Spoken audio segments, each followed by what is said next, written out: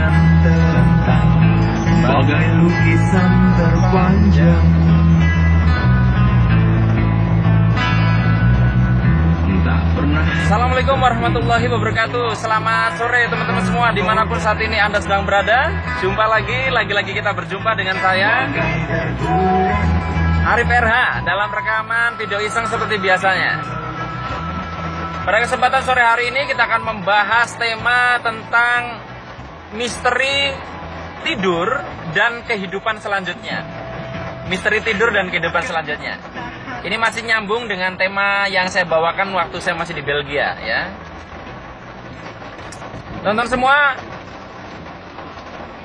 banyak hal yang bisa kita pelajari dari tidur. Dan kali ini saya mengambil satu sudut pandang, satu perspektif yang akan dibagi menjadi 3 poin.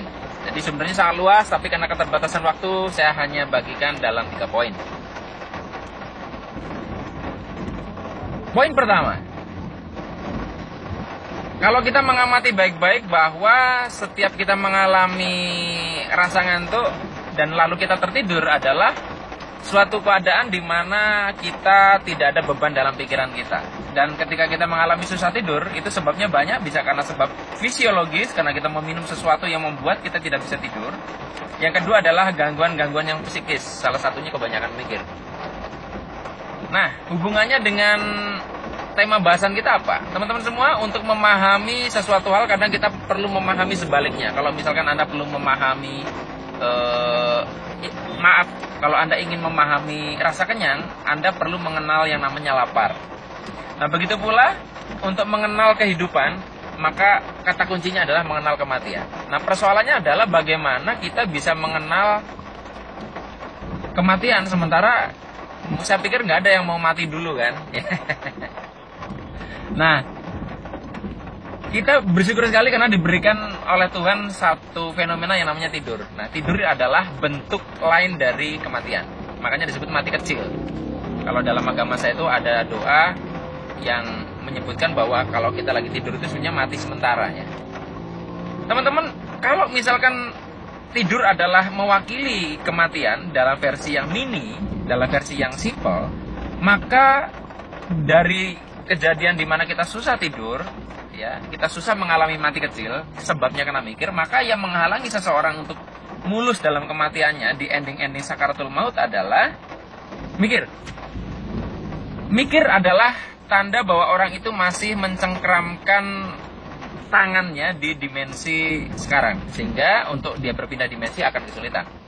Ya, bentuknya misalnya Anda merasa ada sesuatu yang belum selesai, misalnya aduh aku kok belum membuatkan rumah untuk anak-anakku, aduh aku belum tuntas menyekolahkan semua keponakan, aduh aku belum lunas bayar cicilan. Itu yang membuat Anda itu jadi mikir untuk pindah dimensi, itu yang akan menghalangi kematian. Makanya kalau dalam ritual-ritual spiritual atau agama apapun, di situ ada tradisi didoakan, dibacakan ayat suci, dan orang itu dibimbing untuk menyebut nama Tuhan. Misalnya kalau di agama Islam, ya Allah, la ilaha illallah, la ilaha illallah. Supaya fokus dia tidak lagi ke dimensi ini, sehingga jiwanya sangat memungkinkan untuk pindah dimensi. Jadi kita bisa lihat bahwa sebetulnya kalau misalkan Anda mau latihan bagaimana matinya nanti Anda itu oke, berarti berlatihlah untuk tidur yang oke. Karena ketika Anda mau tidur aja itu sudah tidak oke, berarti itu kan berarti Anda membiasakan mati kecilnya udah nggak bagus. Ya, jadi latihlah diri Anda tidur yang mudah, sehingga mudah sekali nanti untuk lepas dari jasad. Poin kedua, teman-teman semua, tentang masalah tidur ini, saya mau bertanya kepada Anda. Anda memilih tidur yang bermimpi indah, bermimpi buruk, atau tidur lelap tanpa mimpi? Jawabannya tentunya Anda yang tahu, tapi kalau saya pernah bertanya ke beberapa orang, dan ini jawaban saya juga, bahwa saya memilih tidur lelap tanpa mimpi. Nah, rasanya enak sekali gitu ya.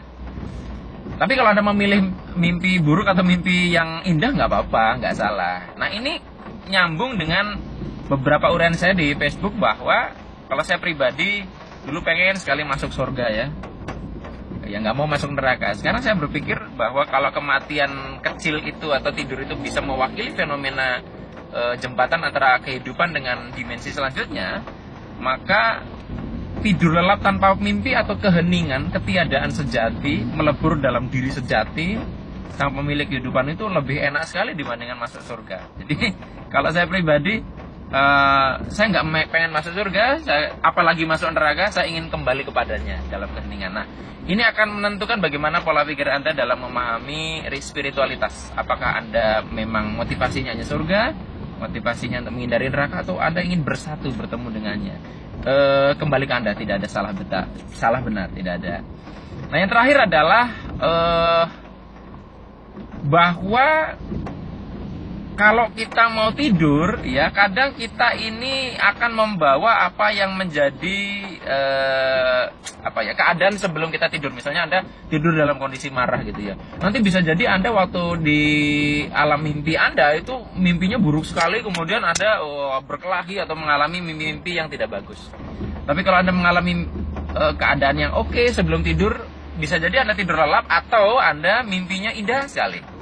Nah, berarti emosi ketika kita mau tidur itu akan menentukan nanti dimensi mimpi kita gimana. Nah, kalau mimpi kita anggap kehidupan selanjutnya dan tidur adalah kematian, maka emosi pada saat Anda berada di detik-detik Anda mau mengalami yang namanya mati, itu akan sangat mempengaruhi nanti kehidupan selanjutnya. Nah, jadi sebetulnya adalah kalau kita kaitkan dengan vibrasi, maka emosi yang diakses ketika seseorang mau wafat itu akan menciptakan satu frekuensi tertentu sehingga nanti akan nyambung ke kehidupan selanjutnya nanti gimana. Kalau frekuensi Anda waktu mau mati nih ketakutan, ya repot, nanti akan masuk ke alam-alam yang sesuai ya. Kalau Anda frekuensinya damai, tenang, ya wahai jiwa yang tenang, masuklah kepada surgaku gitu. Karena ketenangan itu vibrasinya tinggi. Nah, jadi teman-teman silakan latihan untuk mati ini ya. Nah, terserah nanti kehidupan selanjutnya mau Anda tafsirkan sesuai keyakinan masing-masing. Saya tidak mau ke ranah itu. Anda memahaminya dengan sebagai reinkarnasi kehidupan selanjutnya, silahkan. Kalau memahami nanti sebagai bentuk kehidupan akhirat itu dengan versinya Anda sendiri, terserah. Intinya kehidupan selanjutnya sebetulnya ditentukan oleh habit emosional kita, habit perilaku kita, habit bagaimana kita mengelola pola pikir. Jadi kalau misalkan kita menjalani hidup itu dengan vibrasi-vibrasi rendah, itu nanti akan jadi habit, akan jadi sebuah rekaman yang akan mengantarkan kita ke kehidupan selanjutnya sebetulnya. Gitu ya. Jadi teman-teman, kita bisa lihat bahwa sesungguhnya kalau tidur ini diselami baik-baik, tidur adalah salah satu aktivitas spiritual. Kalau ya, bukan hanya sekedar tidur, istirahat, bukan hanya sekedar di mana tubuh melakukan regenerasi sel, tetapi ada pesan spiritual yang sangat mendalam. Ketika seseorang sudah mampu menyelami tidur, dia sudah mampu menyelami kematian. Dan kalau sudah menyelami kematian, dia sudah bisa memahami kehidupan. Dan orang ini akan mati saat jeroning urip, mati sebelum mati. Mematikan egonya, mematikan keinginan-keinginannya yang berlebihan, mematikan hal-hal yang tidak memberdayakan dalam hidupnya. Demikian teman-teman semua yang bisa saya bagikan. Mohon maaf apabila ada kata-kata yang kurang berkenan. Saya akhiri, billahi taufik wal hidayah. Wassalamualaikum warahmatullahi wabarakatuh. See you.